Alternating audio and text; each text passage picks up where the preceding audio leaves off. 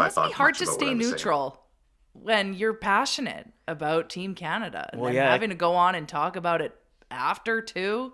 there's been a couple Yeah, times but I've I gotten think invited to go that's your upstairs job. at the Oilers games, and you can't cheer, and I'd rather just pay for a ticket and go cheer. Yeah, I don't mind though. Like Jeff O'Neill, we've had that. I remember I was in the O Dog here. We were at a Leaf playoff game, and he got up and cheered at some point, and one of the old time reporters shot him darts and said, "You can't do that up here." And I was sort of, I don't really care if it's an ex player. Jeff's not a trained journalist or whatever. He's an ex player who loves the Leafs, so I don't have any problem with him cheering.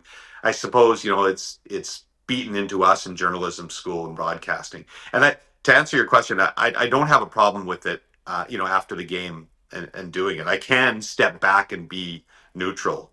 I don't have any issue with that, and as much as it sucked to lose, I thought the Americans played great, and 3-on-3 is what it is. You can't complain about it if Canada, beat the Czechs 3-on-3 to get to the semifinals in the first place. But so I don't have any problem criticizing Canada or praising the other team, being neutral that way. But yes, when I'm watching the game, I'm as much a fan as anybody else. In 2010, we had this weird set which was kind of right behind the goal that Crosby scored. There was the Zamboni entrance was right there, and we were about 15 rows above it. And it was a retractable set. So we actually sat in the crowd with the fans. And then when the intermissions ended or the game ended, this set popped out over the Zamboni entrance. So we were literally sitting in the crowd when Crosby scored the goal in 2010. And that was a moment. I remember Darren Pang and Nick Kiprios, who were on. It was another one of those combined Sportsnet TSN panels, and they were jumping up and down, going crazy. And Bob McKenzie and I was restraining myself, but I really did want to. I really did want to jump up and down and hug all the people next to me. So, yeah, you're always walking a fine line being a Canadian and doing your job.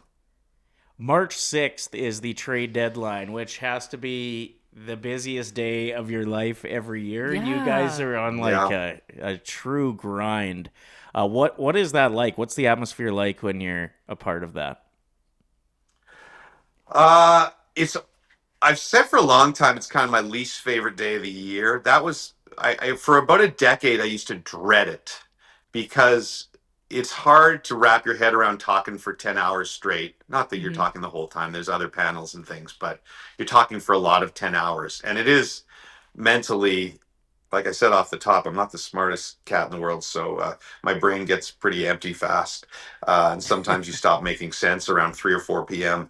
But I've started to kind of embrace it the last couple of years because it's only one day a year. And even if there were no trades, let's say, which there will be, but even if there were no trades, we have like 20 commentators in the studio. And how often do I get all of them in the studio and get a chance to just talk hockey with Mike Johnson and Craig Button and all the insiders? And it's so I'm not at the stage where I look forward to it yet, but I've accepted it, and I kind of take it as just a fun day to talk about hockey. And I've always said this, that it's kind of a celebration of how nuts we are in this country about hockey, because nowhere else in the world would people actually watch this thing for 10 hours to see the Oilers trade a 4th-round draft pick for an 8th defenseman. You know what I mean? And only in Canada do we go so nuts about this stuff. So I think a lot of people watch because it's like rubbernecking at an accident scene where they want to see exactly, they know it's going to go horribly wrong for us and they want to see how we fill the time. So I do think that's kind of part of the charm of trade deadline too.